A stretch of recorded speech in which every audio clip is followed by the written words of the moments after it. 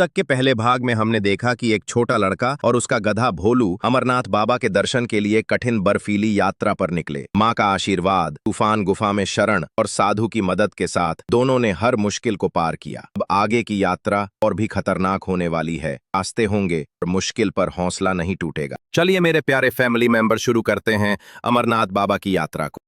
सुबह की पहली रोशनी ने अंधेरे को चीर दिया। लड़का मुस्कुराया और भोलू से कहा, चल भोलू, बाबा का दरबार पास आ गया है, अब कोई नहीं रोक सकता हमें। रास्ते में एक और यात्री मिला, मानो साक्षात बाबा ही हो, जो प्यारे बच्चे और भोलू की मदद करने के लिए आए हो। लड़के ने उनका बोझ भी उठाया। बाबा ने बच्चे के सिर पर हाथ रखा और कहा, बेटा तेरा रास्ता उधर है, अब तू बाबा के दर्शन जरूर करेगा। मेरा सफर यहीं तक था। बच्चा झुककर और उनका आशीर्वाद लेता है। ठंडी बर्फ में चलना बहुत मुश्किल हो गया था। हाथ सुन्न हो चुके थे और भोलू भी कांप रहा था। ज्यादा देर तक नहीं चल पाया। लड़का बेहाल होकर बर्फ में गिर पड़ा। भोलू तुरंत उसके पास आ गया और उसे सहारा दिया। बर्फ का तूफान बढ़ता गया। ठंड में लड़का अपने भोलू से चिपक कर बैठ गया।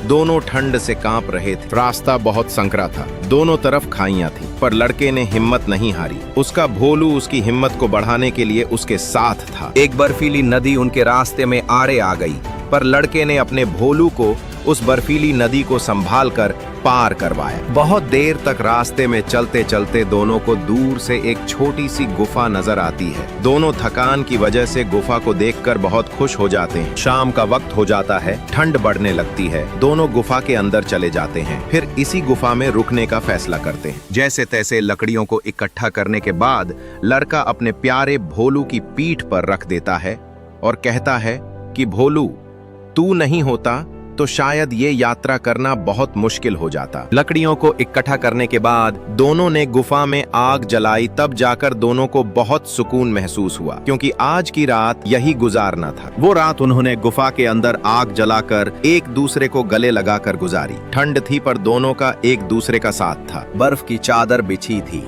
ठंड हद से ज्यादा थी, पर उस रात दोनों एक दूसरे के लिए कंबल बन गए। भोलू ने अपने कान से लड़के का चेहरा ढका और लड़का ने पहली बार बिना डर के आंख बंद की।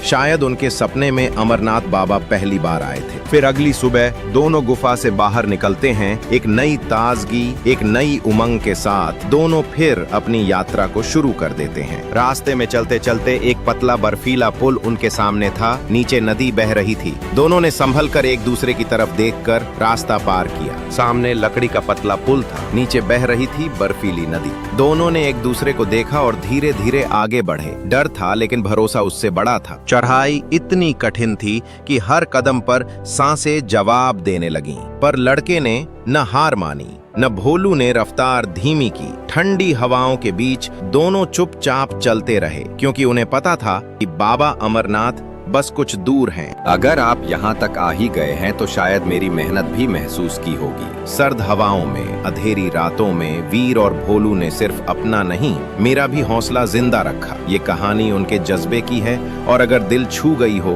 तो एक लाइक, एक शेयर और एक सब्सक्राइब जरूर कर दीजिए।